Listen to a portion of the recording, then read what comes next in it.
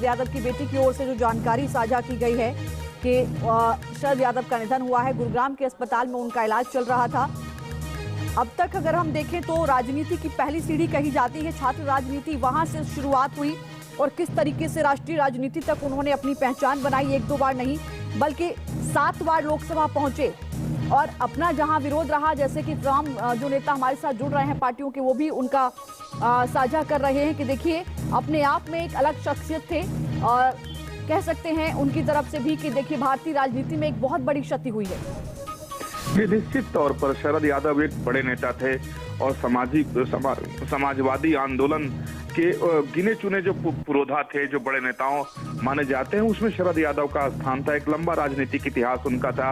आप देखें, चाहे वो जनता दल की राजनीति हो या समता पार्टी की राजनीति हो या जेडीयू हो, उसके अध्यक्ष के तौर पर, एनडीए के संयोजक के तौर पर, केंद्रीय मंत्री के तौर पर शरद यादव लंबे समय तक राजनीतिक फील्ड में काम करते रहे। और जब इस देश में एक कांग्रेस विरोध की राजनीति शुरू हुई, जिसे समाजवादी धारा की राजनीति कही जाती है, तो उसके अगली पंक्ति के नेताओं में से थे शरद यादव।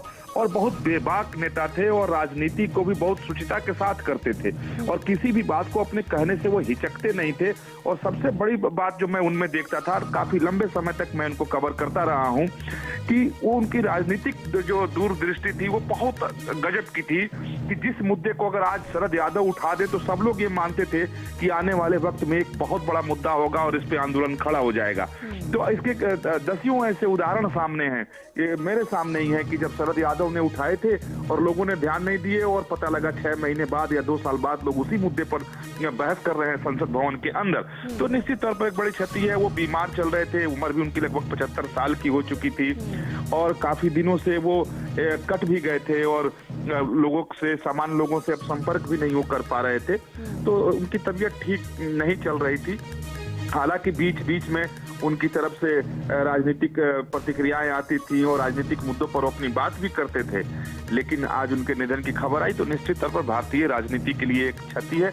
और खास तौर पर जो एक समाजवादी राजनीति की धारा जो इस देश में चली थी, उसका एक बड़ा नेता आज फिर से शांत हो गया, तो निश्चित तौर पर एक खालीपन राजनीति में तो जरूर महसूस होगा। बिल्कुल विकास, देखिए यही कहा जाता है कि डॉक्टर राम मनोहर लोहिया के विचारों से ही प्रेरित होकर सक्रिय युवा नेता के तौर पर उन्होंने कई आंदोलन में हिस्सा लिया। मंडल कमीशन की सिफारिशों को लागू कराने वालों में उनकी एक अहम भूमिका रही और जब 1974 में एमपी के जबलपुर लोकसभा सीट से वो सांसद चुने गए, उसके बाद का जो उनका करियर रहा राजनीति में, वो सबने देखा किस तरीके से वो लगातार आगे बढ़ते गए। जी निश्चित तौर पर देखें, मध्य प्रदेश से उनका ताल्लुक था और बिहार में आकर वो राजनीति करते थे और बिहार मतलब ऐसा और बिहार की राजनीति की बात करें तो बिहार राजनीतिक तौर पर काफी जागृत राज्य है और दूसरे राज्य का व्यक्ति आकर के वहाँ राजनीति कर रहा है, चुनाव लड़ रहा है। और लालू यादव जैसे लोग जब उनके सामने होते थे, जो लालू यादव बिहार के सबसे बड़े नेता थे, लेकिन शरद यादव ने उनको बराबर की टक्कर दी थी। तो बात है कि शरद यादव की एक अपनी अलग पहचान थी।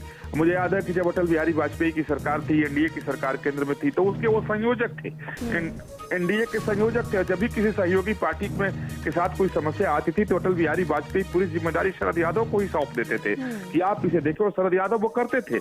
और जब तक एनडीए के संयोजक रहे और पूरी सरकार गठबंधन की चलती रही, कभी समस्या पैदा नहीं हुई। तो बहुत अच्छी सूझ के व्यक्ति थे, शुद्ध रूप से राजनीतिक व्यक्ति थे। और शरद यादव की बात अभी हमें याद आ रही है कि जब भी वो किसी की तारीफ करते थे, किसी की प्रशंसा करते थे, तो कहते थे कि पॉलिटिकल आदमी है। तो एक बार मैंने उनसे पूछा कि आप बार बार किसी की तारीफ करना होता है तो आप कहते हैं कि पॉलिटिकल आदमी है, इसका मतलब क्या है? तो उन्होंने समझाया कि अगर कोई व्यक्ति ट्रू पॉलिटिकल है, मतलब वो सही मायने में समाजवादी है, वो समाज को समझता है, गरीबों के दर्द को समझता है।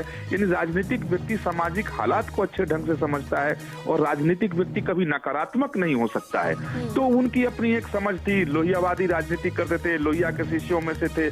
फिर एक लंबे राजनीतिक जीवन को वो जिए और बेदाग जीवन उनका रहा। राजनीतिक तौर पर कभी उनके दामन पे दाग नहीं लगा।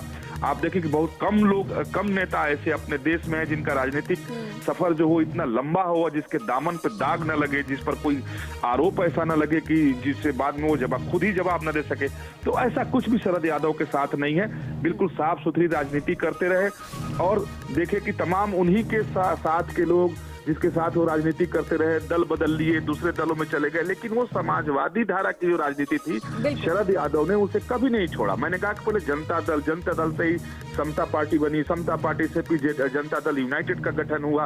वो उसी धारा के साथ चलते रहे शरद यादव, जबकि उनके ताल्लुकात बीजेपी में बहुत अच्छे थे, चाहे वो लाल कृष्ण आडवाणी हो, अटल बिहारी वाजपेयी हो, या दूसरे जो बीजेपी के बड़ नेताओं थे उनके साथ बहुत अच्छे संबंध थे। हालांकि शरद यादव के संबंध सभी दलों के लोगों के साथ थे, उसके बावजूद वो कभी ऐसा नहीं हुआ कि कई बार ऐसे मौके आए कि लगा कि शायद शरद यादव अब उस राजनीति को छोड़ करके किसी दूसरे दल में चले जाए, जब उनके पास कोई पद नहीं था। जब उनको हटा भी दिया गया था अध्यक्ष पद से जेडीयू में, तो बहुत सारी बातें, लेकिन शरद यादव अपनी जगह पर अड़े रहे। तो एक निश्चित तौर पर एक बड़े नेता थे, उन्होंने भारतीय राजनीति में एक मानक तो तय किया ही है और एक उदाहरण भी पेश किया है। देखिए